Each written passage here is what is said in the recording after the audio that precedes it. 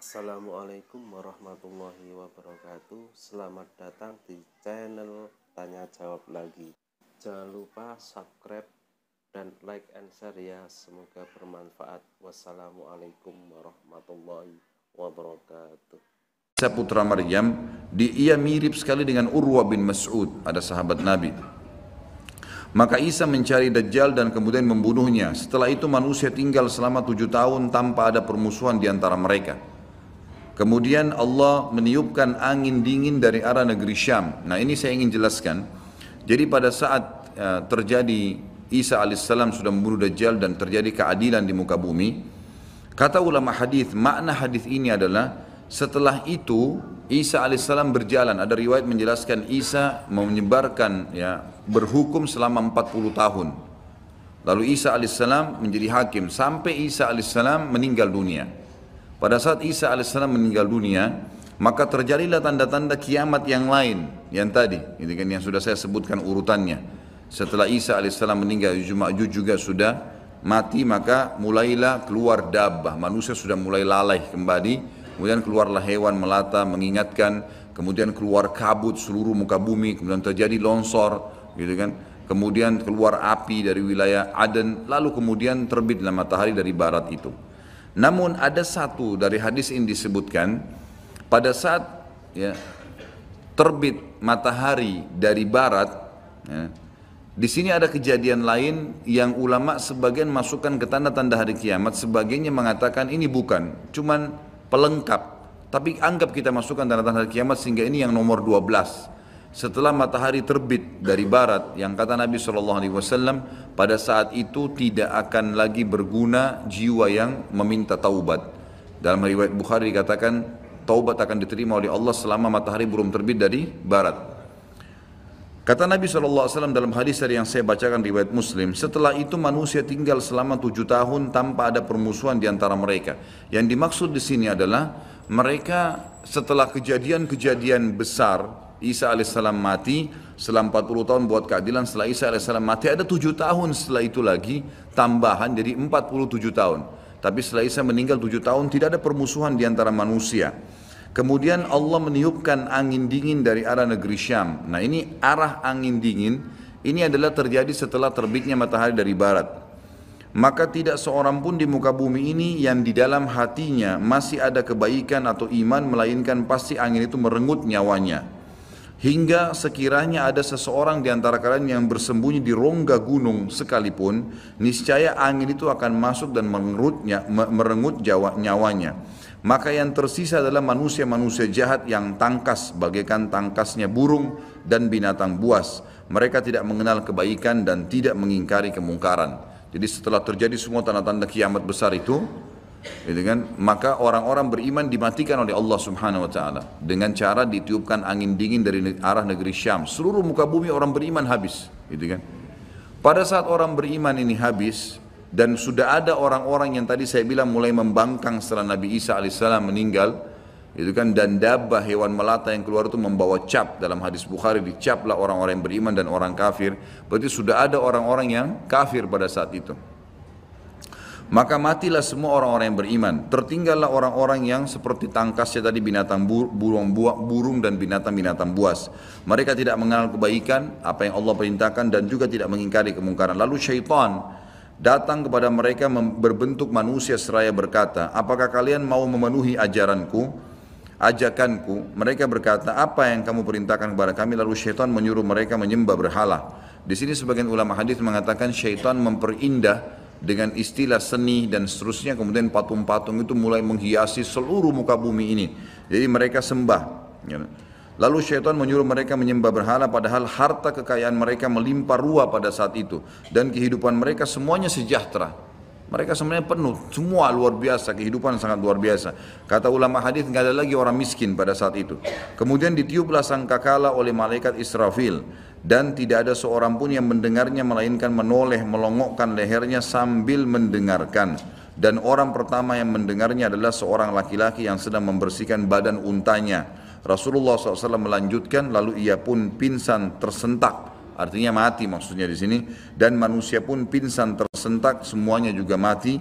Setelah itu Allah Subhanahu wa taala menurunkan hujan seperti hujan gerimis yang dengannya jasad-jasad manusia tumbuh kembali. Lalu trompet sangkakala ditiup sekali lagi, maka dengan serta-merta manusia bangkit sambil menunggu.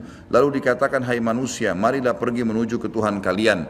Itulah sesuai dengan firman Allah, dan dikatakan kepada para malaikat, hentikanlah mereka, aturlah mereka di hadapan Tuhan, karena mereka akan ditanya. Setelah itu diperintahkan, keluarkanlah bagian untuk neraka. Dari orang-orang hadir ini masukkan ke dalam neraka. Dikatakan oleh para malaikat kepada Allah, dari berapa? Jika dijawab, dari setiap 1999. Itulah hari yang mana anak-anak bisa menjadi beruban, dan itulah hari di mana betis akan disingkapkan. Tapi dari saksi bahasan kita adalah masalah tadi, ya, Dajjal akan membuat kerusakan, kemudian beberapa kasus yang berhubungan dengan masalah kita ini. Tentu dari 11 tadi tanda-tanda hari kiamat ini sudah saya jelaskan secara global semuanya, dan ada tambahan lagi satu berhubungan dengan riwayat dan tidak disebutkan oleh Syekh Abu Bakar Siddiq rahimahullah, hadis-hadis sahih riwayatkan Imam Bukhari, Imam Muslim, tentang adanya dzu sakain, ya. Dzu sakain ini istilah dari seseorang dari Ethiopia, dan ulama hadis meletakkan ini bukan tanda-tanda hari kiamat, tapi termasuk rangkaian kejadian yang terjadi pada saat orang-orang sudah mulai menyembah berhala. Jadi tadi itu sebelum terjadi kiamat, orang-orang mulai menyembah berhala kembali sampai akhirnya Allah tiupkan sangkakala. Pada saat terjadi fase itu, ada satu orang dari Ethiopia yang datang menuju ke Mekah.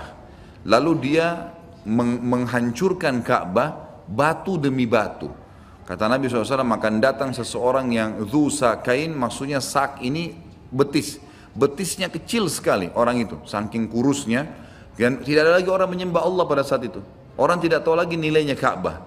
Maka tidak ada lagi orang beriman, semua sudah diambil ruhnya dengan dimatikan tadi dengan angin itu. Maka tidak ada yang tahu nilainya, dia pun datang lalu dia mencabut-cabut. Kata Nabi SAW, saya diperlihatkan oleh Allah pada saat dia mencabut-cabut bantu Ka'bah itu dan akhirnya membuatnya rata dengan tanah. Gitu kan? Ini termasuk kejadian yang terjadi pada saat memang sebelum ditiup sangkakala. Ini tambahan informasinya, gitu kan? Seperti itulah. Jadi ini tanda-tanda kiamat semua yang pasti akan terjadi sampai nanti akan dibangkitkannya manusia, gitu kan? Dalam riwayat lain, riwayat Imam Muslim nomor 2949 di halaman 89 kalau teman-teman yang pegang buku, la taqumus sa'a illa ala syirarin nas. Tidak akan pernah terjadi hari kiamat ya sampai ya kecuali pada orang-orang yang jahat, kecuali pada orang-orang yang jahat. Ada beberapa dalil yang saya akan bacakan sebagai penutup dalam bahasan kita sebelum pindah ke dalil aklinya tentunya. Tadi sampai terakhir saya baca surah An-Naml ayat 82 dan akhirnya saya hubungkan dengan tanda-tanda hari kiamat di halaman 82. Sekarang saya bacakan juga Anbiya 96-97 sudah saya bacakan tadi, Ya'juj Ma'juj. Sekarang saya bacakan surah Az-Zukhruf ayat 57 sampai 61 yang bunyinya a'udzubillahi minasyaitonir rajim walamma duriba ibnu maryam mathalan idza qaumuka minhu yasiddun wa qalu alihatuna khairun amhu ma darabuhu laka illa jadala bal hum qaumun khasimun in huwa illa abdun an'amna alaihi wa ja'alnahu mathalan li bani Israil walau nasha'u la ja'alna minkum malaikatan fil ardi yakhlufun wa innahu la ilmun lis-sa'ati fala tamtarunna biha wattabi'un hadha siratun mustaqim. Dan tak kala putra Maryam Isa dijadikan alaihissalam perumpamaan. Jadi Nabi Isa alaihissalam diceritakan oleh Nabi SAW di Mekah, orang-orang Quraisy kaum Muhammad bersorak-sorak karenanya. Jadi mengolok-olok dan mereka berkata, mana yang lebih baik, Tuhan-Tuhan kami ini yang kami sedang sembah patung-patung atau Isa yang sedang kau ceritakan hai Muhammad? Mereka tidak memberikan perumpamaan itu kepadamu melainkan dengan maksud membantah saja. Sebenarnya mereka adalah kaum yang suka bertengkar. Isa tidak lain hanyalah seorang hamba yang telah kami berikan kepadanya nikmat kenabian dan kami jadikan dia sebagai tanda bukti kekuasaan Allah untuk Bani Israel. Dan kalau kami kehendaki benar-benar kami jadikan sebagai gantimu, ganti kalian semua hai manusia, Di muka bumi ini malaikat-malaikat yang turun-temurun bisa juga saya ciptakan, kata Allah seperti itu. Dan sungguhnya turunnya Isa itu pertanda akan datangnya hari kiamat. Karena itu janganlah kamu ragu-ragu tentang kiamat itu dan ikutilah aku, inilah jalan yang lurus. Tapi saksi bahasan dari panjang ayat ini adalah turunnya Isa merupakan pertanda datangnya hari kiamat. Jadi menguatkan apa tadi yang kita sebutkan tanda-tanda hari kiamat itu. Kemudian surah Az-Zumar diangkat oleh beliau ayat 68 sampai 70 yang bunyinya A'udzubillahi minasyaitonirrajim wa nufikha fis suri fa sa'ika man fis samawati wa man fil ardi illa man sya'allah thumma nufikha fihi ukhra fa idahum qiyamun yanzurun wa asyraqatil ardu binuri rabbiha wa wudi'al kitabu wa ji'a bin nabiyyina wasyuhada وجيء بالنبيين والشهداء وقضي بينهم بالحق وهم لا يظلمون ووفيت كل نفس ما عملت وهو أعلم بما يفعلون. Yang artinya dan ditiupkan sangkakala, maka matilah siapa yang di langit, siapapun di langit dan siapapun di bumi kecuali siapa yang dikehendaki oleh Allah. Ulama tafsir mengatakan yang tidak masuk dalam meninggal pada saat itu adalah Jibril, Mikail dan Israfil.